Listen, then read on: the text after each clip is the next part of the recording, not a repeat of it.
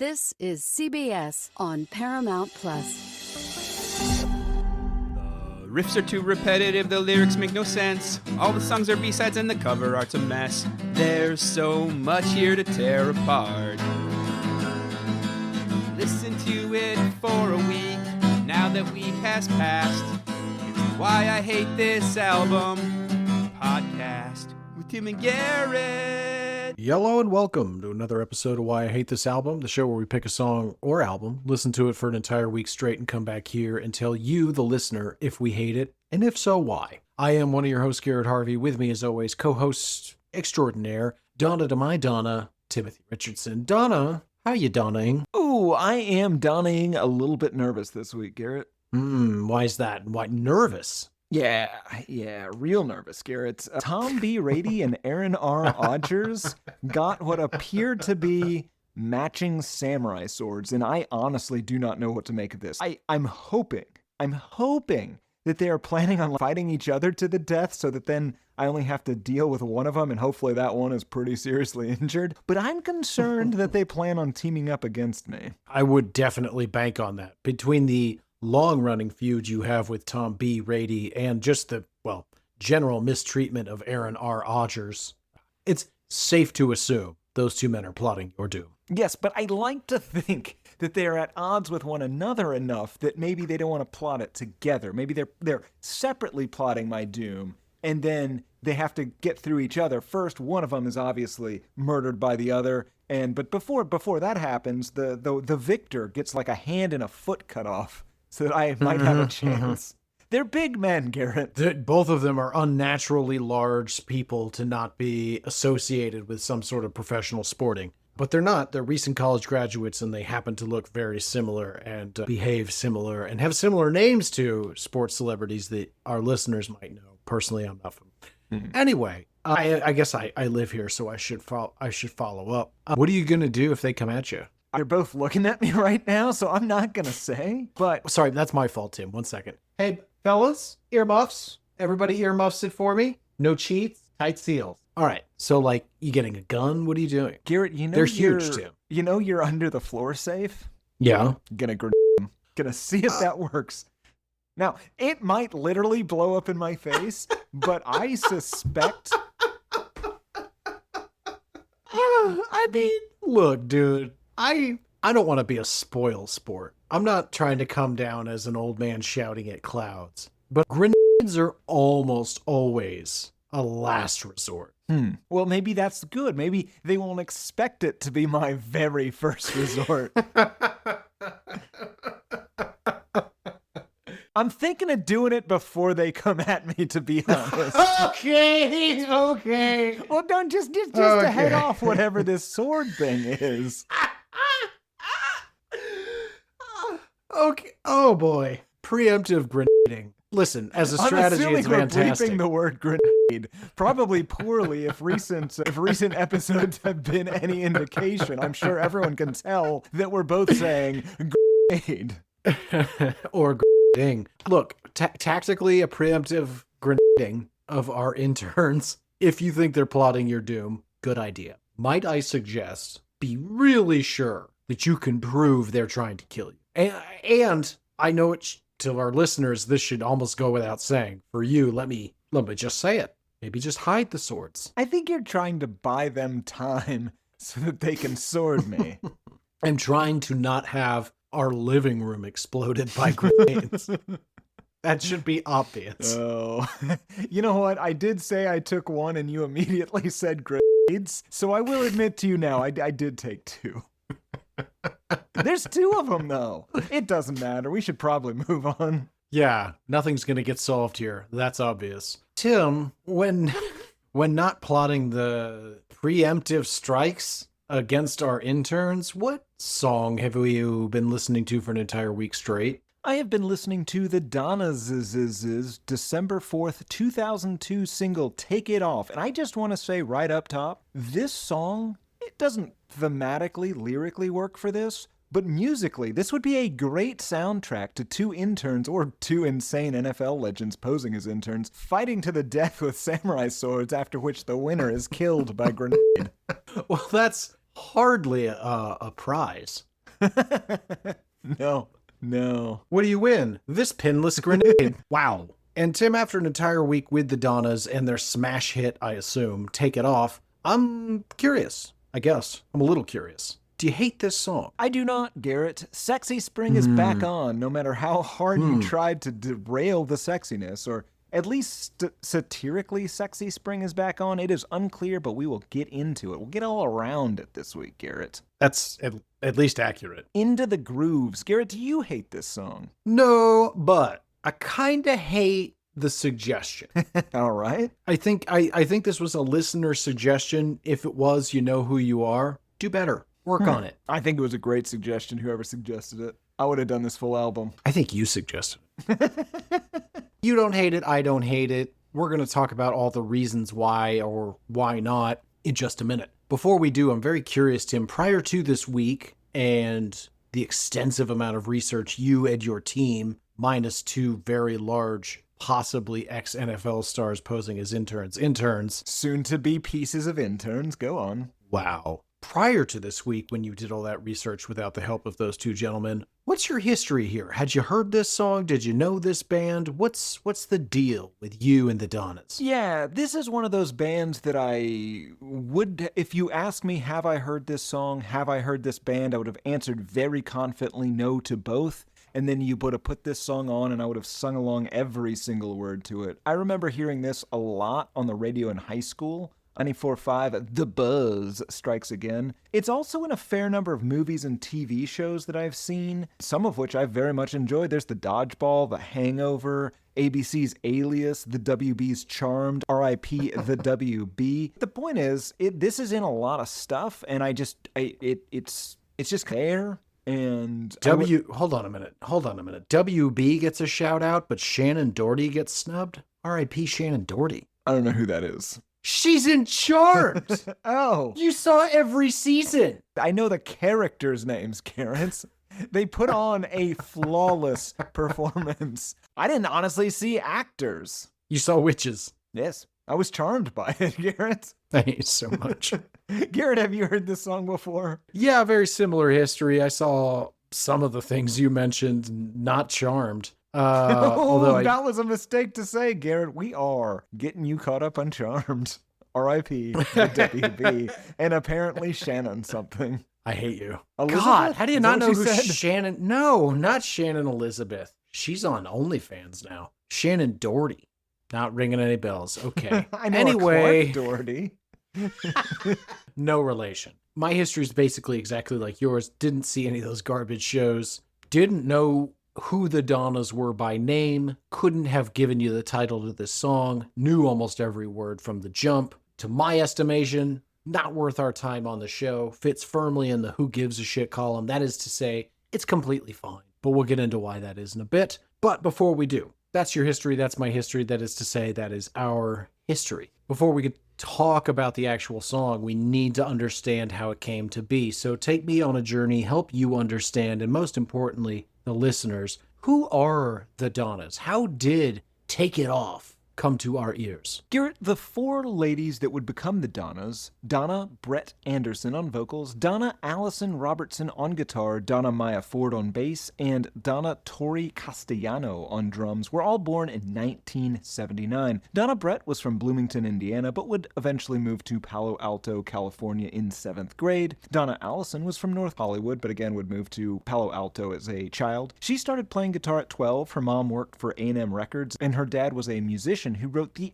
excellent song Feel the Night from the Karate Kid soundtrack. Bassist Donna Maya was from Oakland, and drummer Donna Tori was from San Francisco. These four ladies variably met in 4th to 7th grade-ish. In an 8th grade, they were in a band together, which they were calling Raggedy Ann. At the time they started Palo Alto High School in 1993, Go Wildcats. Palo Alto High School is, of course, the alma mater of a bunch of Grateful Deads, Grace Slick and Joan Baez, also James Franco and Dave Franco. Go Dave Franco. Yes. Who knew? The best Franco brother. In high school, they would change their name to the Electro Cutes. They also made a separate band, all with the same members, to play some softer songs than the more metal Electro Cutes. They named this band the Donnas so people wouldn't be confused by the not very different at all style.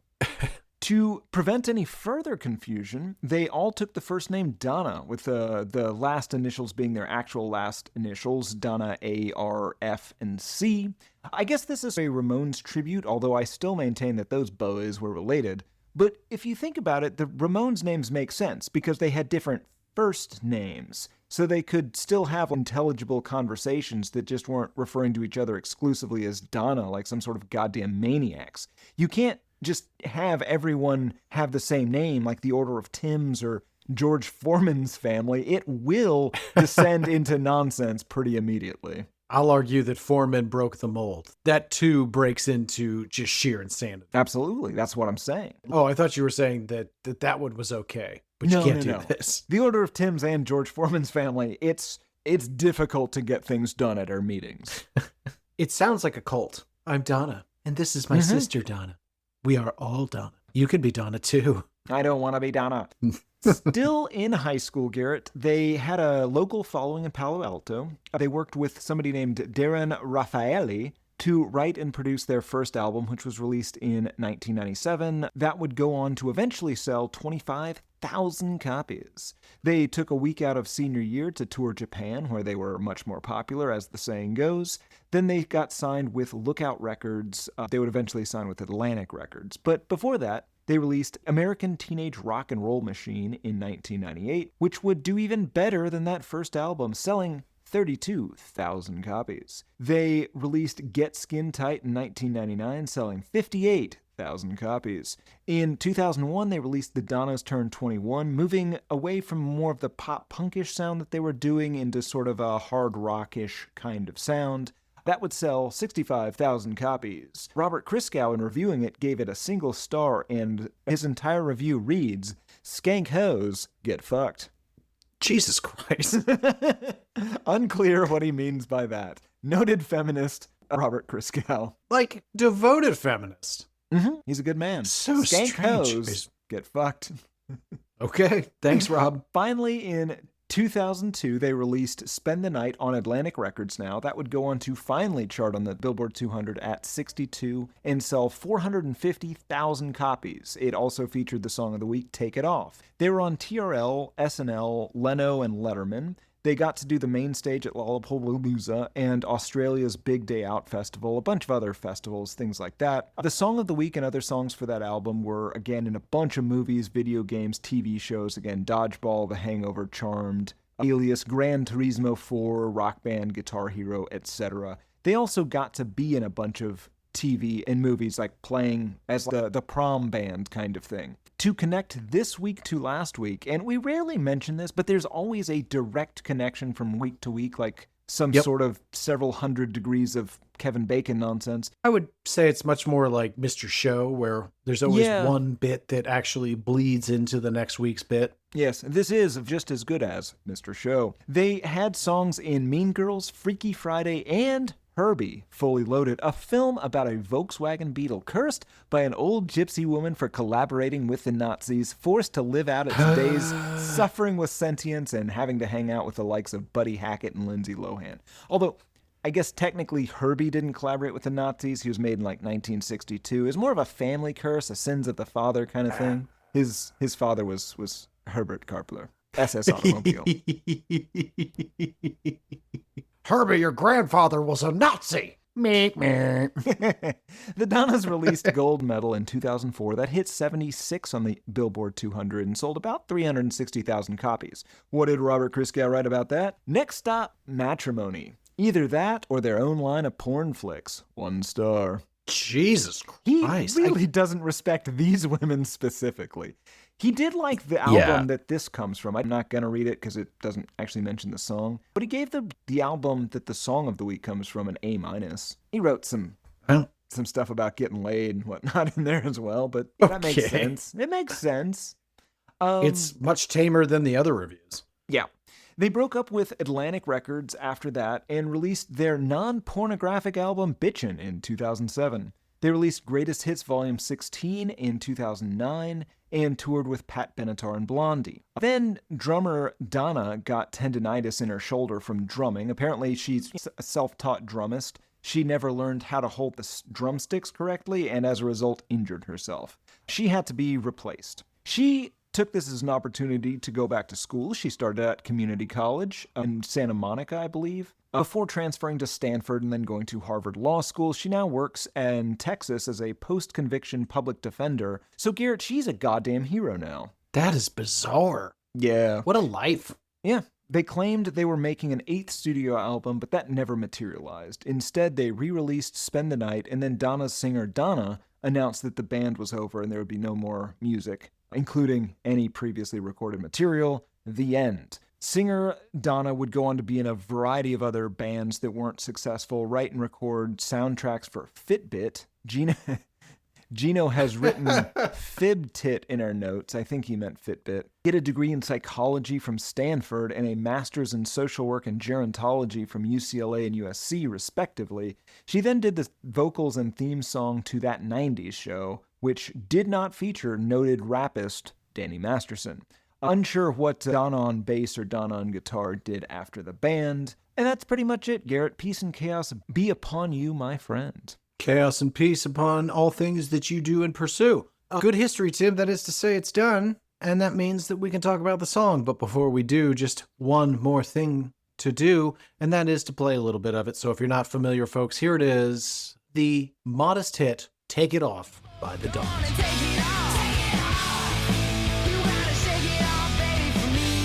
It's fine. Listen, does it slap shits back into asses? No. No, it doesn't. Oh, But nothing but should. It's pretty good. This is a pretty good song. It's fine. It's pretty good. It's not bad. I'm not trying to hate on it. It's just It's pretty good. It's all right. We'll get into it, Garrett. As a band, so they've clearly taken inspiration from the Ramones, the Runaways, other Joan Jett things, Bikini Kill, Yeah. L7, etc. They kind of feel like a proto-D Spitz, for a more current reference, if you're familiar with Austin's D Spitz, or possibly Die Spitz. I've only ever seen it written. I actually have only ever seen it written. Fair enough. I think that this song actually has something to say. I think it's ironic and satirical. It's also just kind of fun. It's got a good energy for what they were doing.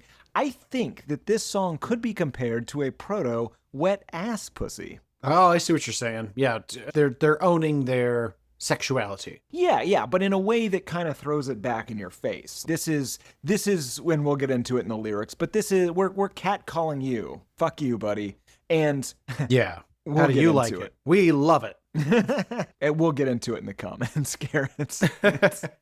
It just doesn't work the other way. Yeah, but I think that it makes sense. It's fun to watch them just say essentially catcally things, something a drunk guy in a bar would slur at them. It's fun to watch them sing that, I think. It's fine. I have no problem in the world with it. It's fine. I'm neutral on Take It Off. Fair enough. So let's get into it. Shall we? Oh, I guess we should probably say a little bit, like musically, you mentioned the Runaways. That's a good comp. Like a Poppy or Slater Kinney, or maybe even Veruca Salt.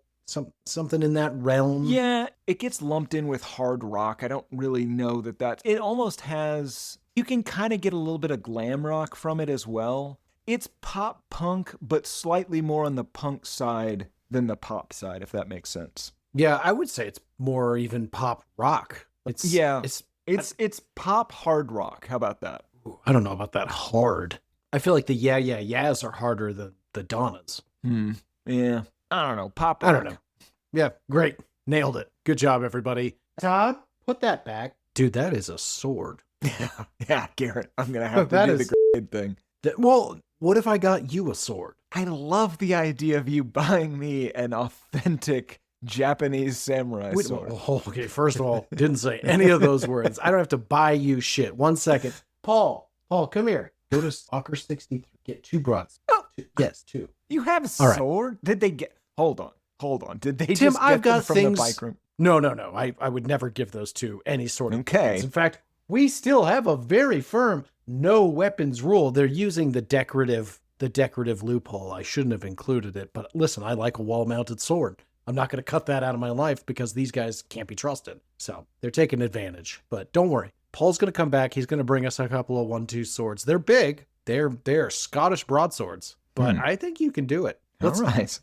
I'm going to need those grades. seconds back, though. Well, I'm going to keep those just in case this all goes south. So here's my thing. If they attack me and they win, like right before they win, God almighty. I'm also going to win, if you know what I'm saying. Anyway, let's get back to the more wholesome Take It Off by the Donnas. Begins with a sexy, huh, and I'm into it. Before she begins singing, I'm on my second drink, but I've had a few before. I'm trying hard to think, and I think that I want you on the floor. Yeah, on the floor. Right. So, first off, I'm on my second drink, but I've had a few before. I'm going to start using that, Garrett.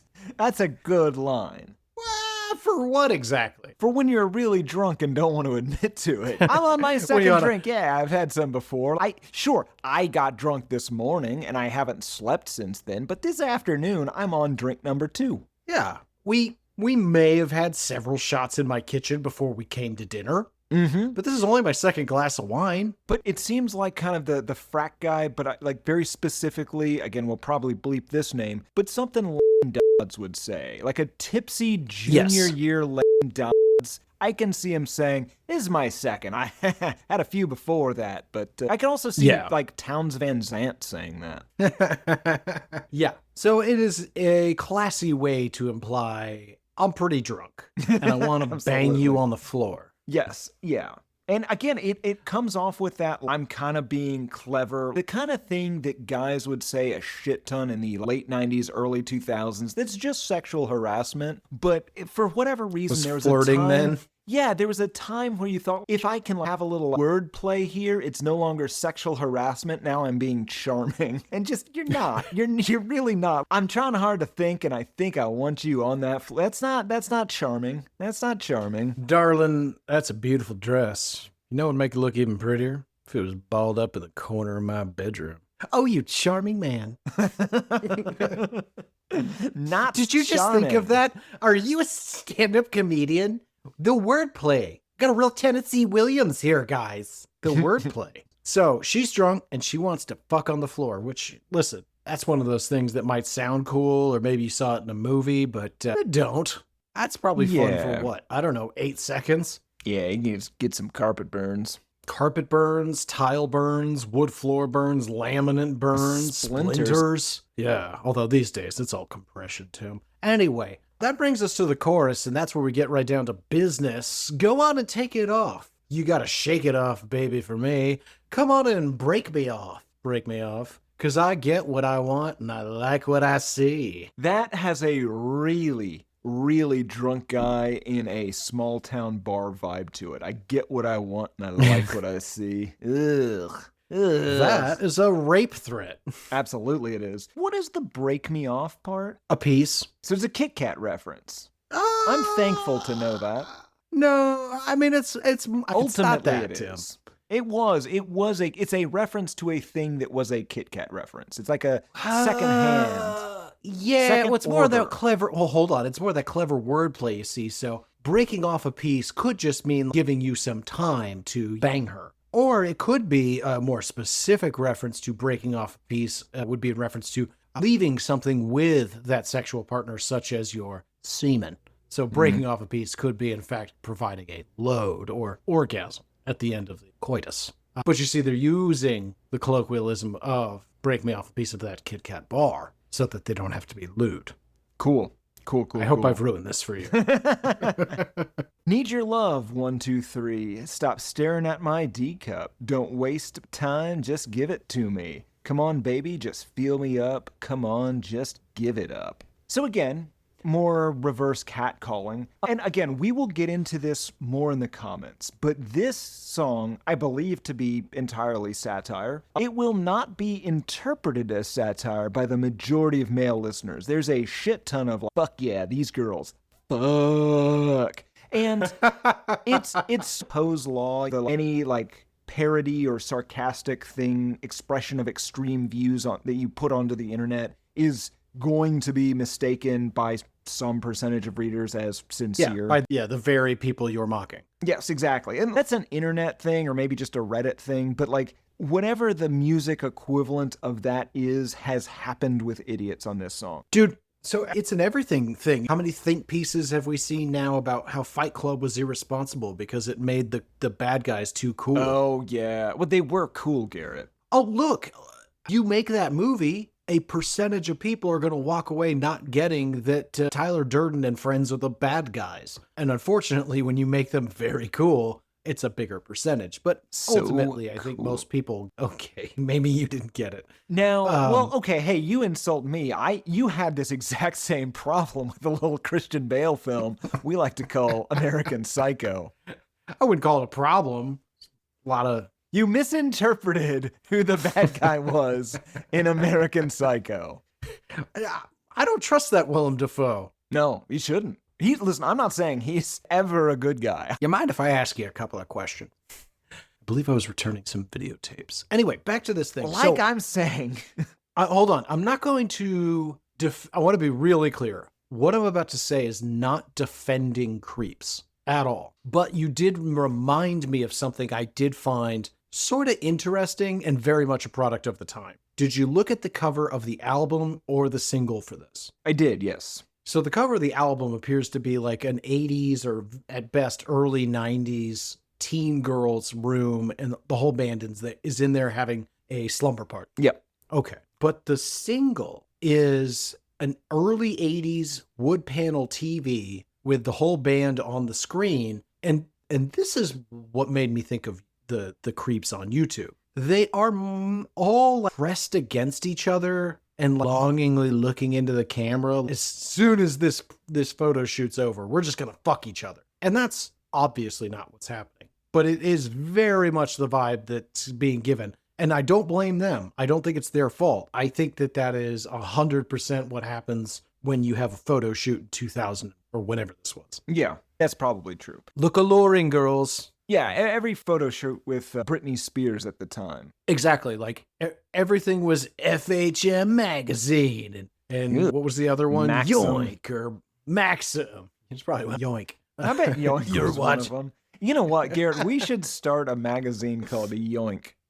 What's in it? Well, Garrett, it's going to be Sexy a babes. lot of things. It's going to be sexy babes. It's going to be, there's going to be some Tinterest in that magazine. You know, my but God. Mostly sexy babes surrounded by, articles and musings and diatribes written exclusively by me. Boys, I love what you've done with Yoink. We want to make it a 24-hour news network. Yes! You're watching Yoink.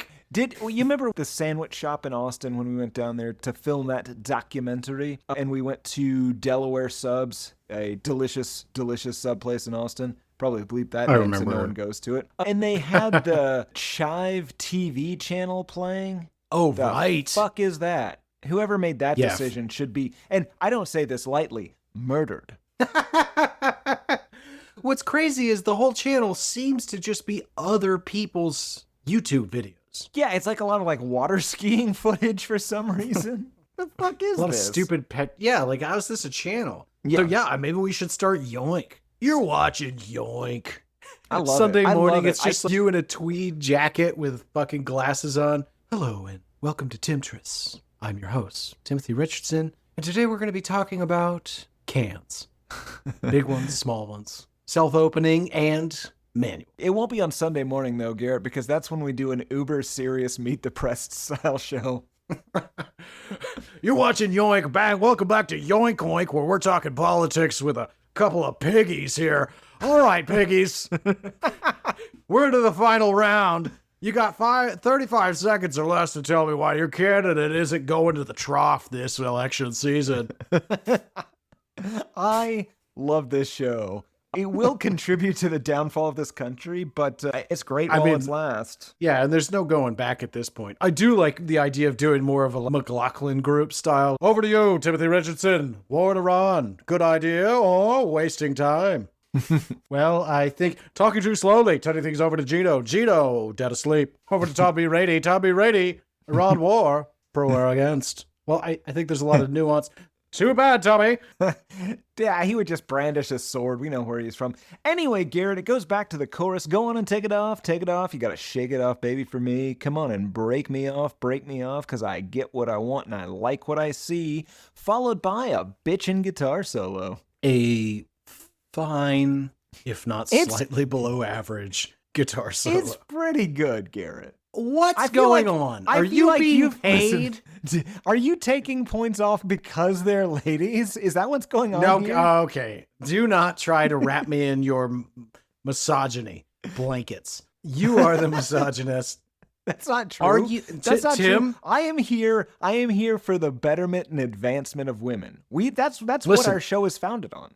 I was going to Respect say, for let's women. not turn against each other. Let's remember the core of the show. Respect for women. Mhm. Okay. Mhm. Sorry that we ever even doubted that. All right, but I'm just saying, in that spirit, let's bump the guitar solo quality up to pretty good. To pretty good. I think it's disrespectful to women to humor them when they don't deserve that sort of accolade.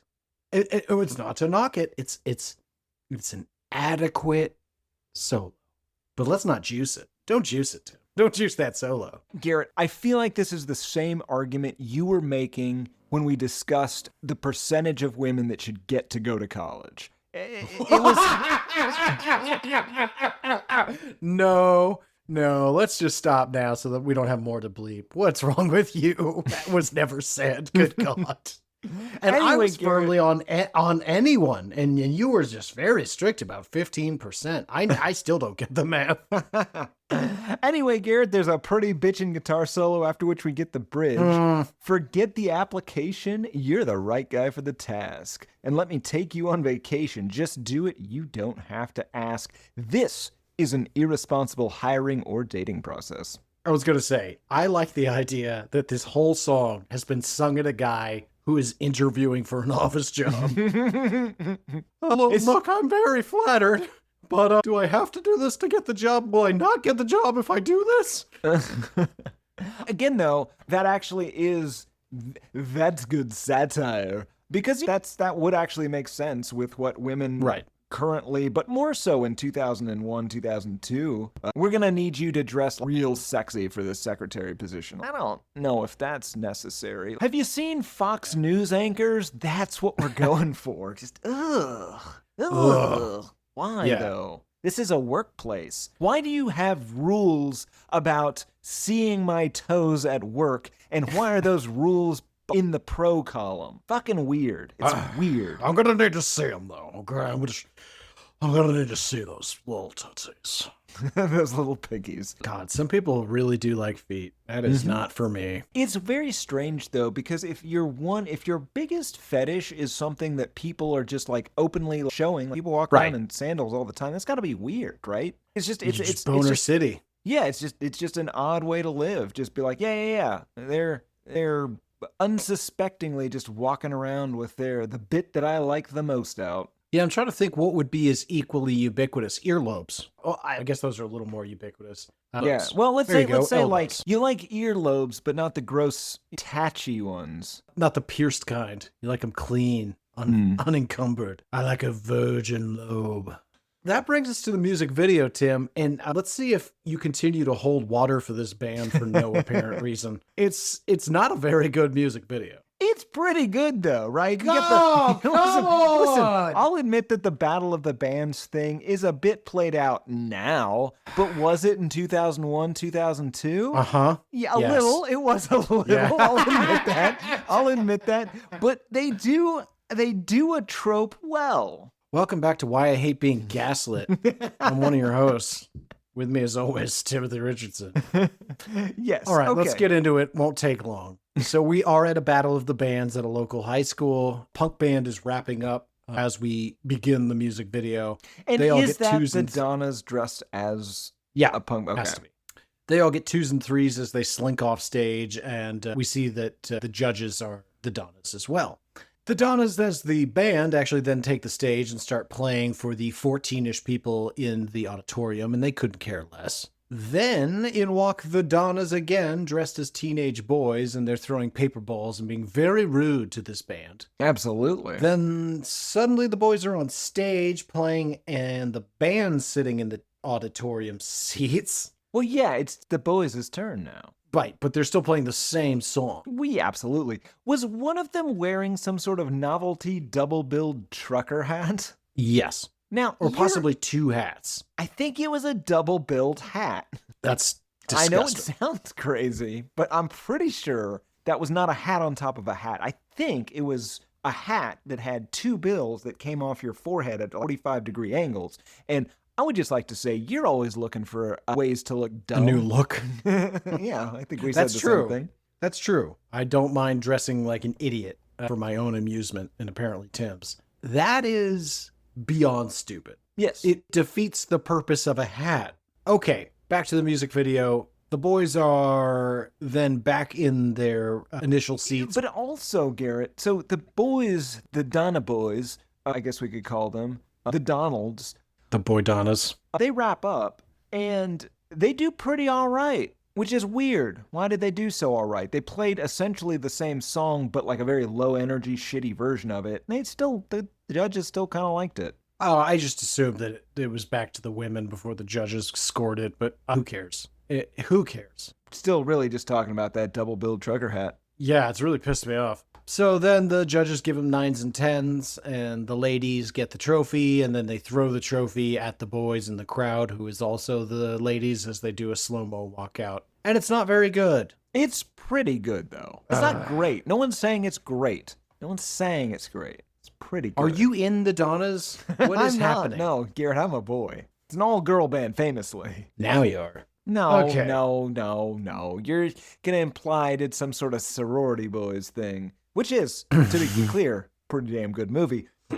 But Harlan Williams is a national treasure. Sorry. I love Harlan Williams. Sorry.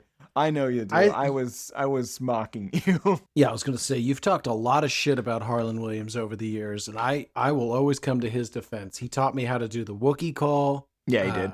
I'd like to see him in a very serious role. I actually would too. I think he would do a good job. Mm-hmm. Ooh, let's remake Red Dragon, and Harlan Williams that's too far. will play Francis Dollarhide. Maybe, okay. Hey there, my little No, chipmunk. see- I'm gonna see- eat this here painting, and then I'm gonna turn into the living being of the Red Dragon. That's too How do you far. feel about that? But he could play the Freddie reporter guy. Freddie Lowndes. Freddie Lowndes. He also took the We're due exact for a watch. wrong message from that movie. God, he's cool. I remember you saying. I'll cut it right off. Please, Mommy, don't. Oh, boy. Anyway, Tim, how'd this song do? This did okay. It hit number 17 on the U.S. alternative chart, which is not great. Number 31 on the U.S. mainstream rock chart. Number 38 in the U.K. and number 100 in the Dutch. Now, I suspect that the problem was that only some of the Dutch understood the irony and satire that this song represents. When we had our group of the Dutch downstairs near the bike room to do our polling and whatnot, they very often did not seem to understand nuance and just kept asking to be set free. Yeah, they didn't understand the basic satire of the entire situation. Yes. They were ironically captured. No, they were very seriously captured. I made sure of that. I needed those ratings, Garrett. The audience needed it. Are they still living in Queens? I have no idea, Garrett. They have cut contacts. Can't imagine why. Folks, what's really funny is you can't see it, and that's best, but where the bike cage is in our building truly looks like a murder dungeon. You have to walk so far and so deep that anybody you bring down there is like, you're taking me to kill me, right? Yeah. No, just store bikes. And there's or all sorts of side rooms Dutch. that no one ever goes into. Yeah. I do stuff in there sometimes. Okay. It's the worst way to say anything ever. I do stuff in there sometimes. Please leave. Oh, God. What did people think of it? Well, Garrett, there are 28 total ratings, 4.9 out of 5 stars on average, 92% 5-star, 8% 4-star, which I think is about a half point too high. Now, not a single one of those reviews were interesting, so I went to YouTube. Big Ed 2226 2 years ago. I had the pleasure of meeting Brett in San Francisco while doing work in her apartment years ago on Fillmore. She was the most down-to-earth and sat with me while I installed a new garbage disposal for her. She didn't come off as a showboat, awesome individual. She and this awesome band will always have my utmost respect. These ladies rock. Thanks for taking the time to chat. We'll never forget ya.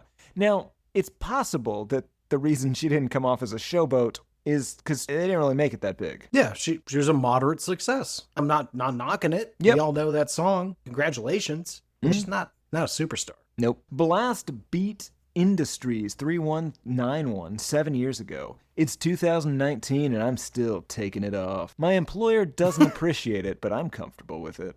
What? Man, Don't know. this is an H&R Block. You got to stop taking it off. Jeff Beller 1763 5 years ago. Ladies with balls are the best. Oh, to each their own. Jesse K 9171. This is truly terrifying, Garrett. This is from 2 years ago. Found all my CDs from high school last night in my husband's hidden. Sorry. This is unhinged, and I think this person thinks this is normal. Found all my CDs from high school last night in my husband's hidden toolbox in the garage, and this one was in there. It's like hearing it again for the first time downloading it. Listened to it all morning to work. So flippin' good. My husband's hidden toolbox. Where is it hidden? Why is it hidden? Why are your high school CDs in it? Also, it doesn't seem to be hidden from her, so who is it hidden from? Maybe it is hidden from her and she just knows where it is. Yeah, I think she found it. Yeah, I think she found it and she was like, oh, that's where all my CDs are, in his hidden toolbox. Wow. I have a bunch more, Garrett. This is Oh, no. Fatral Arista Darajat from 10 years ago. Imagine the Donnas having a concert with a Japanese all-girl rock band Scandal. Just imagine. Garrett, are you imagining it? No, I'm not. Okay. I am imagining striking you. Camlin, too, 1 year ago. Great band, gorgeous girls. They don't have to ask me twice. Just why? I don't know, Maybe Garrett. they'll see that and they'll message you. Maybe. George McMillan 9172 5 years ago. These girls were badass. I worked a show with them early 2000s, I think. Memory isn't what it used to be. Anyway, kick-ass set, great crowd and night. They never really got the credit they deserve. That's for damn sure. Oh, and they were just as badass off stage as they were on. A gentleman doesn't kiss and tell, so I will not elaborate. Too bad they won't do a reunion tour. George McMillan, Giant Liar. That Veronica Vaughn is one fine piece of ace. I know from experience. No, you don't. No, I don't, but a friend of mine does, and he told me. No, he didn't. No, he didn't. One more, Garrett. This is from Steeler Fan 374 from 10 months ago. I'm hard as steel. Ah, come on, dude. Save the Ever best need to for hear you last. say that? Maybe he meant like the Steelers? Is it a... Yeah, he's tough. Tough as nails. Not But in his wiener region. rock hard erection. Yeah, probably. God damn. He doesn't have an erection. He just has a lot of wiener calluses, which make it hard Oh. as steel. Maybe he's just got some sort of horrible priapism. Maybe. But that's not a long-term condition. No, if Yeah. if it's a long-term Dick falls condition, off. yeah, there you go. Yeah. But I could see somebody not knowing and being embarrassed and it calcifies and like still living. All right. Garrett, who's this for? You were right to stop me. Who is this for? I think it's for people that need a song over a montage for a Fox or WB television show. Yeah. In that context, it stops being pretty good, and it is really very good. It really works for montage material. It honestly does. It's not for men, though. They seem either threatened by or aroused by this song, and neither is the right response. Nope. Should be somewhere in between the two. Mm-hmm. That brings us to final thoughts. What haven't we said? Any grand revelations on your side? Nope. Well, then, Do you have any? hmm. You were staring at me like you had something to say. Like you were waiting for me to ask you your opinion. The first time you ever have. A listener, if you recommended this is not a criticism. HeyPodmail@gmail.com. You know the address. Write in. What were you hoping we would take from this? Did we miss it? Was there a through line, a bit, a joke we missed? It's just not a lot of meat on the bone. Yeah, it's just a pretty good song. Look, I actually really like mixing in other stuff that we don't hate, but I'd prefer not to mix in things that we I don't think we did. I think this is a pretty good song. Ah. I think this whole thing has been rage bait and you're trying to get me into a fight for some reason. Do you have a sword? I don't, Garrett. I've got 2 grenades. Oh, you know what? Where's Paul? He should have been back by now with those broadswords. Oh boy. You know what? I can't be concerned with it. We're mid-show. Okay, Tim, we've been all the way through it. I know the answer, but I'm going to ask it anyway. Do you hate this? No, I don't. What about you, friend? No, I don't. It's fine. It's fine. I don't understand who paid you to talk it up so hard and recommend that we do it. I think you might be writing into the show as other people, and now you're embarrassed. I don't know. Well, I'm definitely doing that, but I'm not embarrassed about it. Okay. I was the one that wrote all those "you two should just kiss already" emails and text messages and DMs. And All right, that brings us to listener mail. Should you go first or should I? Well, Garrett, as long as you don't have the email I have, I think you should go first. All right, mine is from Mark, and it is entitled, Stop This Podcast, Long Live the Claken. I will try to read this as it is written. I actually have not read anything beyond what I have just read. You really need to stop doing that. That leads to comfortable moment. Yes. All right. Email begins. Stop making this podcast immediately. After listening to every episode you have ever made, I am qualified to determine that you will never top the Clay Aiken episode. Ever. Stop. Do not try. I could not stop laughing, imagining a vacant mall scenario. And I could only imagine a George Romero movie. That's accurate. But this is not the point of me writing it. So first of all, Mark, thank you very much. Also, stop screaming, stop, all caps in your emails. You're fine.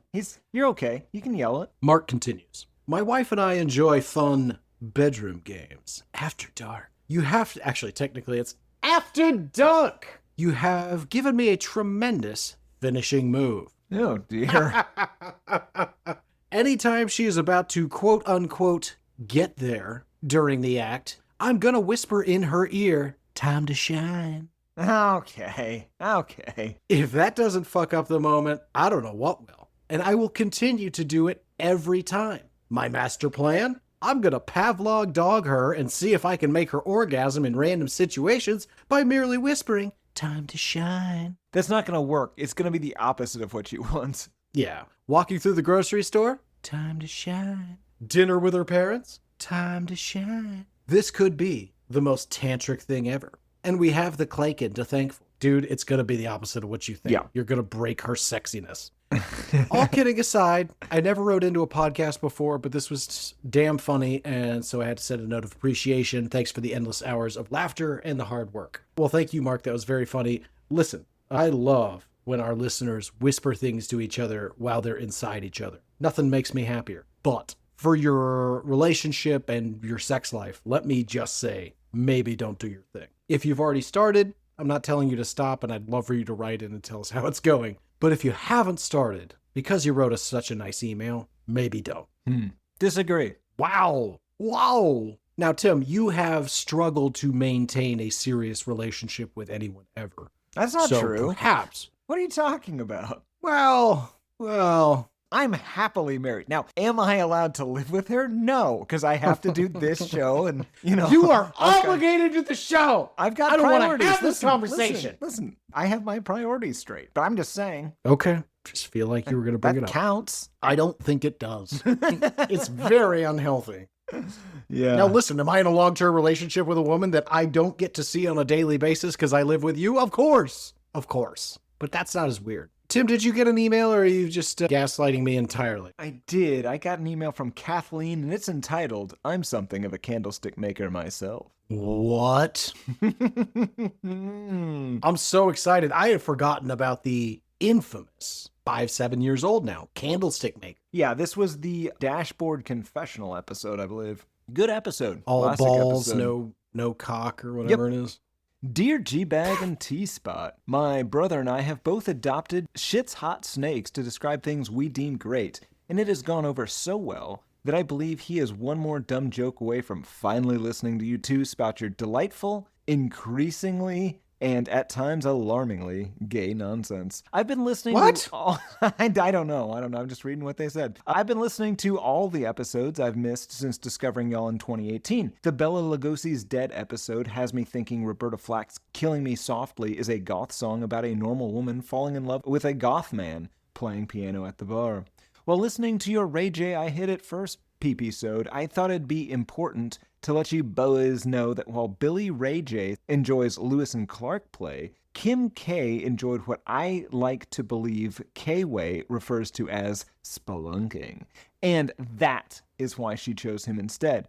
And it may be partially why he believes he can get her back. His skills as an adventurer. Finally, I want to mention I have recently become the sole proprietor of a small, quote-unquote, hobby warehouse of sorts near the U.S. Virgin Islands, dedicated to what I can only describe as light paraffin waxwork, and thought I'd offer up my newly acquired team and services in case T-Spot decides he can no longer stand Tom B. Rady. We may have use for a intern here. Completely unrelated, but the warehouse boasts a dock large enough to unload items such as area rugs up to 10 feet long. Keep up the good work, boys. Your one voice masquerading as two dudes, ?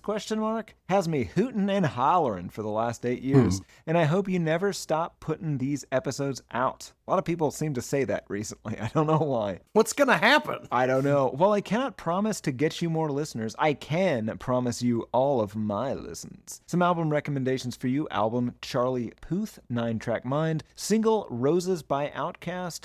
I Love You Like One of My Sons, of which I have none for fear they might grow up to start their own potty. Stay Shittin', Love, Shia LaBeouf, and the Handy J's.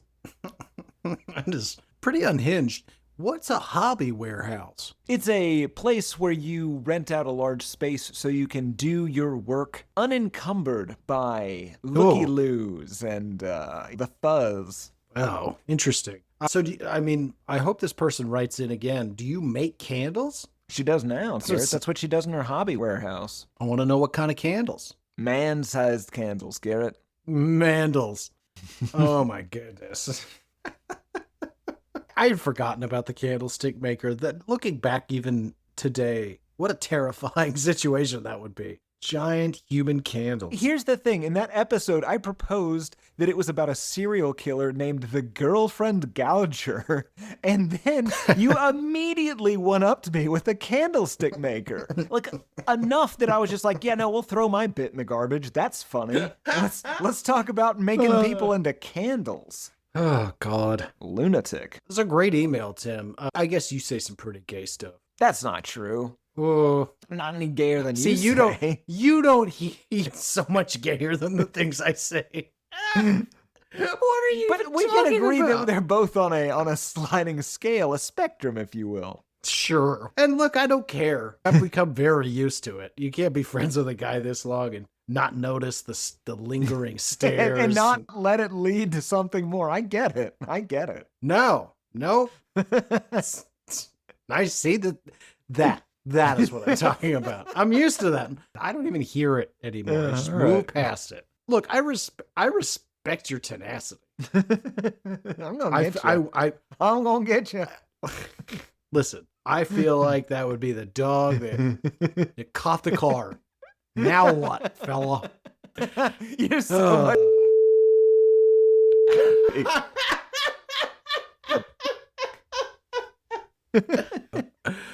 All right, Donna, that brings us to music news of the weird. Should you go first or should I? Well, given that I graciously allowed you to do your email first, I think I should go first. Whatever. Music news of the weird. In work that Garrett turned down news, boy band Why Don't We has fallen on some hard times with their 2022 tour being canceled due to litigation with their former management that finally ended in 2025 or 2026 with a mixed verdict, resulting in each member of the band having to give a symbolic $1 to their manager for breach of contract, but more importantly, losing the rights to their own name and brand to their management company, Signature Entertainment. But that's not the interesting part of the story, Garrett, as was brought to my attention on a dystopian elevator news screen. Singer Jack Robert Avery and his ex-girlfriend Gabriela Gonzalez, who is a social media influencer, have been in a pretty heated custody battle. As a result, Gabriela recruited her father Francisco and her current boyfriend Kai Cordry to hire a guy on the dark web to kill Jack Avery. Garrett said no. Gino said yes. Gabriela, Francisco, and Kai then said no. and went with a different guy, who unfortunately was an undercover cop, after which they all got charged with attempted murder, solicitation of murder, and conspiracy to commit murder. This is a case where the defendants are accused of going to great lengths to find somebody to commit murder, Los Angeles County District Attorney Nathan Hotchman said. Avery, for his part, thanked prosecutors and law enforcement on Instagram and said his focus is being the best father I can be.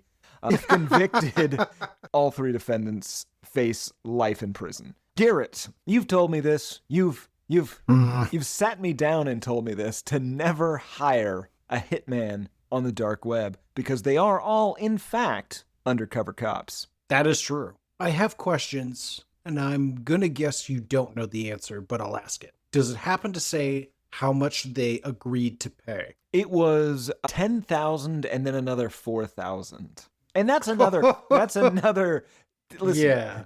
if somebody's going to risk going to prison for murder or getting murdered themselves, because that's a risky business depending on who you're hired to kill, it's going to be a lot more than $14,000. Yeah. To do a hit like this, you're looking at $250,000. That's ridiculous. And even more if you want to do it, if you really want to do it in a way that's never going to come back to you, you shop it out to a cartel or a gang, and then you don't even know who did it. You have plausible deniability. You donated to a charity in Guadalajara, and in reality, that money just gets funneled to the cartel, and they send 3 of their best hit guys. It looks like a robbery gone wrong. These fucking people, look. It's very specific information. Look, it was all, for instance, like a off the top of my head example of what you could do. Obviously, don't do that. Look, I think if you have a good hookup and the cost is $250,000, maybe just advertise your services on the dark web for $300,000. You take that $300,000, subcontract that out for $250,000 to these cartels you're talking about. You make a cool $50,000. Now, Tim, you want to talk about somebody who sounds like they know what they're doing. That's exactly how it works. There's almost always a booking agent between the actual talent and the people who are hired. Well, see, this was an services. idea I just came up with. You now seem to know what. You know what? Let's move on. I feel like we're revealing too much here. Garrett, what news? Listen, how the show gets made is not important, folks. It's the show itself. So sorry, track. Yeah, Garrett, what news do you have? I got so much news that's coming out of my ears.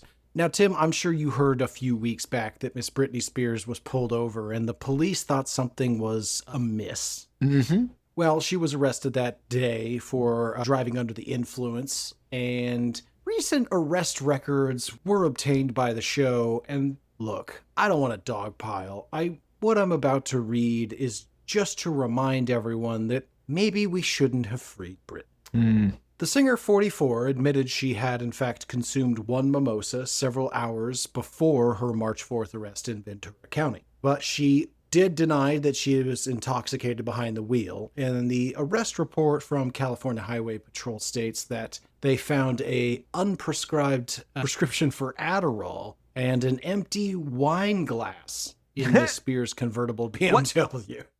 A wine glass? That's a tough. special kind of crazy. If you're drinking while driving, like that's not something you should do. But here's the thing. If you're drinking like out of a wine glass, I'm assuming it was a classy wine glass or at least an expensive one. I'm sure. That's a whole different level of crazy there. That's I do what I want. I'm the queen of this goddamn world kind of behavior. Or you're just constantly drinking so much that you just forget that you can't bring a glass of wine every day. That's true. Now, speaking of crazy, Tim, I've got some quotes. During the arrest, Miss Spears said, quote, "I could drink probably 4 bottles of wine and take care of you. I'm an angel." What? It gets weirder. Breath tests administered at the scene reportedly registered blood alcohol concentrations of 0.05 and 0.06, well under the legal limit of 0.08. She wasn't lying. Her mood changed from confrontational and agitated to flamboyant and compliant, the arresting officer said in the report. Quote, "She also appeared to speak with a British accent at times." In the arrest video, Miss Spears reportedly spoke like a... Goddamn. Is it classy British or is it like a Cockney accent? It doesn't matter if it matters if it to comes me. and goes. It matters to me a lot. Write me a bit of a summons, or you, Governor. I doubt it. In the CHP video of the arrest, Miss Spears reportedly spoke in a childlike voice and told an officer that she was on the phone when she allegedly swerved into other lanes. She apologized for the behavior and then invited all of the officers to her house, saying, quote, "I'll make you food or lasagna or whatever you want. I have a pool." End quote. Okay. Shall we go to jail? God damn, dude. Oh. You lasagna. I love that. Food or lasagna. So, listen, I know that she's just drunk. She's just saying stuff, but I like to think that lasagna is code. Oh, yeah, maybe. No, it's not. It's not. She's just drunk. Yeah, or she just thinks lasagna is so much better than normal food that she puts it on a different pedestal. You know what? It's just like, Food, Garrett? lasagna. Yeah. She's not wrong. She's not. Although, here's the thing, Tim. A classic lasagna has like a ricotta or even a bechamel. Yeah. I don't like cream in my lasagna. I'm a red sauce lasagna man. I like a tiny bit of it. That's the key. You just want a little taste, but just a tiny, tiny bit. I'll take like a thin layer of ricotta. It's got to be... saying. Yeah, but I'm talking about not like a sauce. Like sometimes they use, I think it's a bechamel sauce. I don't want that. That's a cream sauce. I don't want that. I don't like either. Okay. Thin layer of want a ricotta. tiny bit of if ricotta. it's really good, really good ricotta, all right, I can handle it. Yeah. But you don't know, because sometimes you get these things, they put it on your plate, it looks delicious. Good lasagna. You cut into it and you're just like, what's this? I'm fucking Johnny Creamtown. It's disgusting. Yep. All right, sorry. Back to the show. What else you got? In Good Things Happen to Bad People news, noted creep Drake has made Billboard chart history with his albums Iceman, Habibti, and Maid of Honor, which are currently sitting at the number 1, number 2, and number 3 spots on the Billboard 200. The first artist to have 3 top spots in the same week. This also marks his 15th number 1 album, which is tied with Tay-Tay and second only in amount of number 1s to the Beatles, who have 19. And listen, I've got some lyrics here to quote just to throw this out there. These are from Kendrick Lamar. To any bitch that talked to him and they in love, just make sure you hide your little sister from him. Certified lover boy, certified pedophiles. Why you trolling like a bitch? Ain't you tired trying to strike a chord? It's probably a minor. I don't know what any of that means or why it's in the notes here. Presenting that without comment on this story about Drake. Oh, God damn it. That's funny. Kendrick, you have penetrated white culture when Tim's quoting. That's fair. Garrett, do you have more news? So much. My next news story, Tim, is in... Wait, what? News? Aqua, the European dance pop group behind the hit song Barbie Girl, is announcing that they are breaking up after almost 30 years. I know, right? When are we ever gonna get the chance to... Oh, wait, right. They have not come out with a song anybody knows for at least 30 years. Yeah. But what a song. Okay, what a song. It gets weirder, though. While they are actually retiring, a stage adaptation of their hits, entitled Aqua the Musical, is in fact scheduled to premiere in Copenhagen in 2028. Ooh, I was just in Copenhagen. You were. We should go back and see Aqua the Musical. God, what a horrible waste of time and money that would be. I think we should go down to Broadway and see Sting and Shaggy do some sort of mountain concept album or whatever the fuck that is. I don't even know what to make of the ads. I don't know if that makes me incredibly cool or not cool. I'm just like, what could that be? His eyes are piercing. He looks AI. Yes, but it doesn't look like a person. It doesn't look like the poster was made by AI. It looks like the person was made by AI somehow in the real world, and then a photo was taken of that. I don't know what the distinction is, but he's a robot. Oh, it's important though. He exists. I think what's happened is that and I'm speculating, don't know, don't sue us. It looks like he has had plastic surgery and has crossed that barrier where you're an old man that you're starting to really lose muscle mass. And so while he's probably in excellent shape, it's starting to look weird. Yeah, you're talking about Like, his you T can't have levels. I get it. You are. Technically, You're yes, speculating that's a about them. component. Yeah. Do I think that Sting has low T? Yes. I said Yeah, it. but and you're allowed to think that. Doesn't mean it's true or not. It has no bearing on reality. I suspect that T is not even in the mix because he's some sort of imp, I think. Like here's the thing. I get, you know me, I have seen that man a number of times in person, and he gives me like an uncanny valley feel in person. Do you think he's like mystical? Is that what you think? I don't know. I don't know. Someday I'm going to tear that mask off, though, and find out what's going on in there. See, I don't think it's a mask. I think there's a chance that Sting is a being that exists between realities. He killed all the other Stings. Oh, now I like that. Yeah, there you go. Yeah, so I shouldn't try to rip his face off because he's skilled with a broadsword. He might beat you to death with a motorcycle or whatever happened in that movie. They fight with motorcycles in the one. Oh, yeah. I always thought you were making a Highlander reference, but all right. Yeah, I see what you're doing. They do. He picks up 2 motorcycles and smashes a guy between them. That's a good movie. What an interesting conclusion to have arrived at. I believe I saw that movie in theaters. I definitely did. But I also remember it being Jackie Chan. Oh, no, I was very clear. I know you were clear. That's weird. I don't know how you weren't.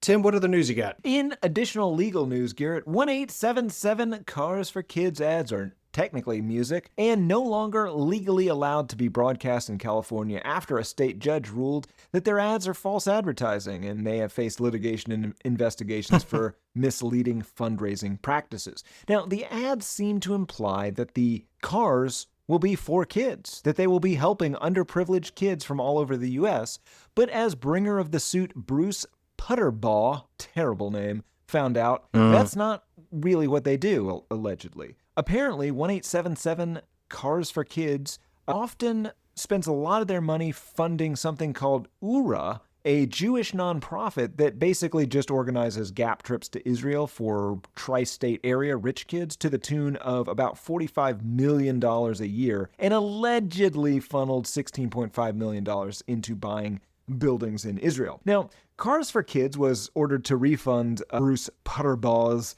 $250 that he essentially donated for the car in restitution, and they were given a deadline of 30 days to cease all non-compliant broadcasting in California. The court said money cannot undonate a car or restore the donor's belief that they were helping a local needy child. When a charity generates millions annually through a quote-unquote jingle that conceals its primary religious and geographic focus, it creates an unfair playing field for local California charities that are honest about their missions. Shame on you, 1877 Cars for Kids. This is the first bad thing you've ever done. My God. I love the damages is $250 and you can't do that anymore here. Well, they don't have authority anywhere else. Here's the thing. Having a scam on television is not something the current U.S. government is opposed to. I'll make you food or lasagna. Yeah, you will. Garrett, what other news do you have? I think in my last story this week, Tim, 1 year after the death of Ozzy Osbourne, he is set to be recreated as a life-sized AI-powered avatar, his family has announced. And of course they not have. shockingly, not shockingly, people are not thrilled. The late rocker's son Jack and his wife Sharon, weird way to write that, announced on May 20th at a licensing expo, an event for brands in Las Vegas, that the family had partnered with tech companies Hyperreal and Proto-Hologram to create an Ozzy Osbourne avatar. However, of course, the announcement has attracted a ton of criticism from fans of Osbourne and Black Sabbath, who have said the deal is disrespectful, distasteful, and speculated that using Osbourne's image in advertising would be directly antithetical to anything he would possibly want. Of course, his son Jack, who will probably make the largest amount from the proceeds of doing this, said very quickly, here's the thing. It's going to be so tasteful what we're doing. It's not going to be fucking lame. It's really complex what we're doing. This isn't just hooking up an image of my dad to ChatGPT. This is some high-level technology that we're going to be working with, and it's going to feel very real. It's kind of wild how it's going to be utilized. What? Dude. I agree. It is wild how it's going to be utilized. Ugh. Oh, can I get you a large latte with some foam vanilla cream? Yeah, great. This is what we need. We need a fucking Parkinson's victim long due after he should have passed away being recreated inside of a Starbucks to push the, no, you're gonna do this pumpkin spice latte. The appropriate response to seeing your dead father reincarnated by some sort of horrible computer is to be terrified and saddened, not to be like, oh, money. Yeah, to be at a licensing expo is that says it all. Yeah. Who wants to buy an Aussie? Who wants to buy my dead father's corpse? Jesus fucking Let's all Christ. piss on his memory together. Yeah, it's really gross. Are you tired of paying large fees for high-speed Wi-Fi? Call Verizon today. Sharon! This is also why this is such a shame, because we don't need some digitally recreated version. We've got this. This is funny. You're doing an excellent Ozzy. And that should be enough. Yeah, that's how we should remember him, by lightly mocking him, but bringing his spirit back. What it honestly is it is ripped from Futurama. Yeah, it's also ripped from Black Mirror. Well, there's that too. Mine's more fun. Yeah, but didn't they had some episode where it was essentially you can have your loved ones back or something digitally. Oh, yeah. That didn't seem to be horrifically traumatic to people. Not a great idea. If you have, here, listener, if you have the ability, if you, listen, you've had a dead parent or somebody very close to you in life that dies, and you have the ability to bring them back in a digital avatar, don't. Just don't do that. What's wrong with you? My God. I'll go a step further. If you have a dead relative or someone close to you that's passed, and you have the ability to bring them back to life in the corporeal way, don't. Yeah, sometimes dead is better. Sometimes dead is better. Tim said it. They're going to be a zombie or possessed or just generally evil. A lot of times they're evil. We don't talk about this enough, about burial practices, proper burial practices on this show. If you have a loved one that dies, be sure to sew their mouth shut with salt in it to prevent them from returning from that grave. It's very important. I don't understand. Yeah, like we as a society consider ourselves to be so modern and so sleek, but we remove ourselves so much from the general practices of being a human, one of which, of course, being sewing one's mouth up when they pass, filled with salt, so that they don't return to wreak havoc on the living. And we all do it, and we all know it happens, but we don't talk about it. And eventually, folks, if you don't talk about it, it's lost from the culture. And suddenly, I don't remember actually what happens if you forget to do that. Zombies. But I assume it's not great. Zombies, of course. And I knew it was like zombies or like McFish. And isn't available anymore. Some consequence. It is. It's a horrible consequence. But here's the thing. It doesn't matter. It doesn't matter, Garrett. We do not need to get into the nuances that is voodoo. Not today. The point is, be sure to sew some salt into that mouth.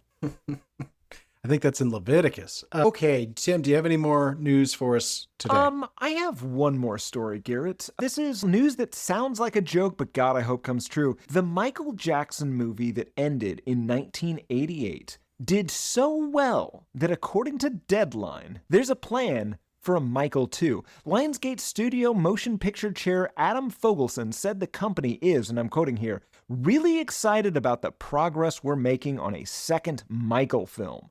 All the conversations we've been having with all the appropriate parties continue to go exceptionally well. There's a ton of incredibly entertaining Michael Jackson story, and much of the biggest and most popular parts of his musical catalog were not touched upon in the first film. We can go forward and backward in telling this story. There are so many other events that happened, even in the time frame of the original movie, that weren't touched upon. So we're very, very confident that we've got an incredibly entertaining movie that will appeal once again to a global audience as the pieces come together. He added in response to, are you gonna cover some other stuff? Garrett, they're gonna make a second movie and still not mention it, aren't they? That is accurate. That is 100% what is going to happen. It would God, be so love it. amazing if they used the popularity and the money that was in this first movie to just make a second movie, and it's just The Trial. It's a dramatized, perfect version starring the same guy who is Michael Jackson's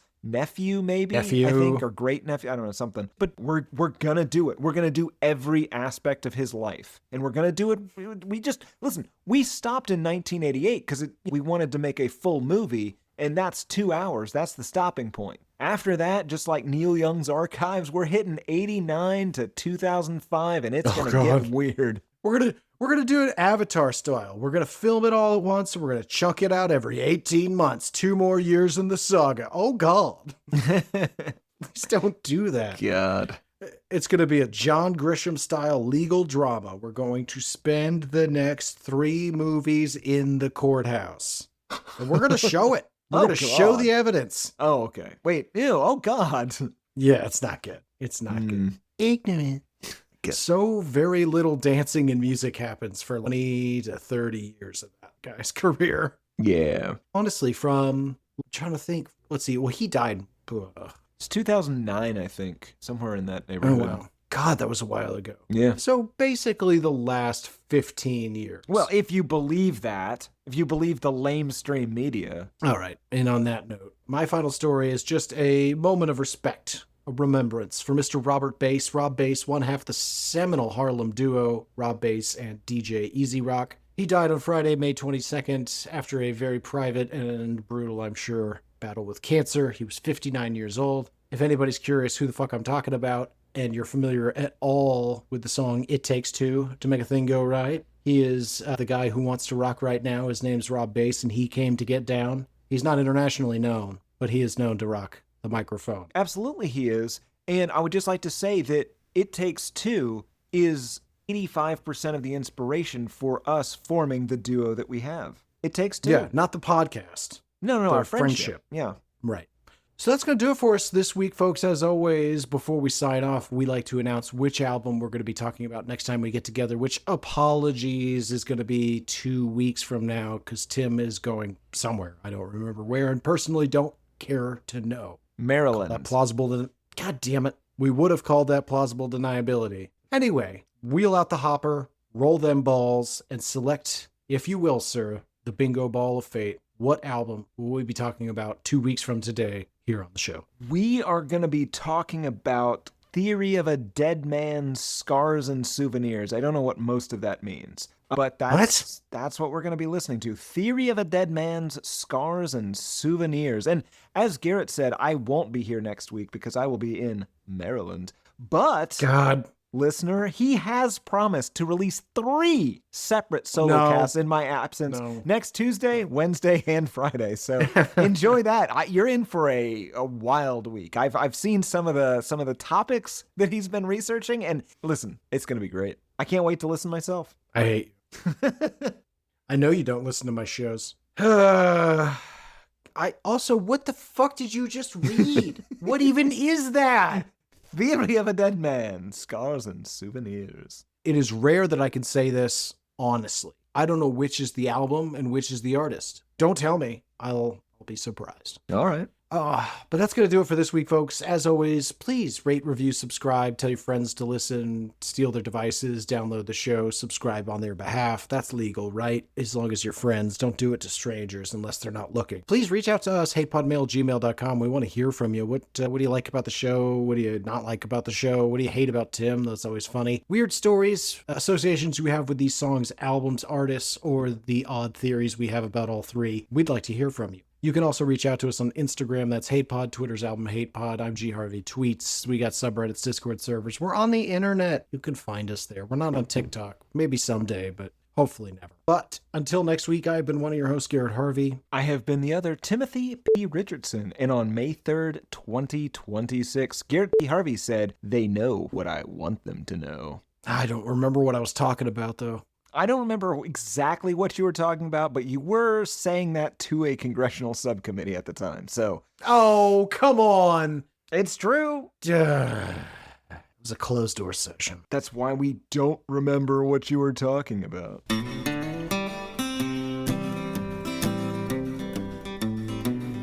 There's cowboys running through my dreams.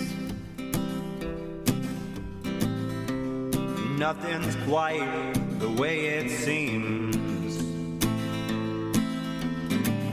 I joined the Navy, got kicked out in a week. My facial features aren't distinct. Try to find some meaning in these songs. The genius is a genius, got it wrong. No, it's a lobster murder sex thing. It's the bleaching of the rear. A full assault on both your ears. The riffs are too repetitive. The lyrics make no sense. All the songs are B-sides. The cover art's a mess. Listen to it for a week. Now that week has passed. It's the Why I Hate This Album podcast with Tim and Garrett.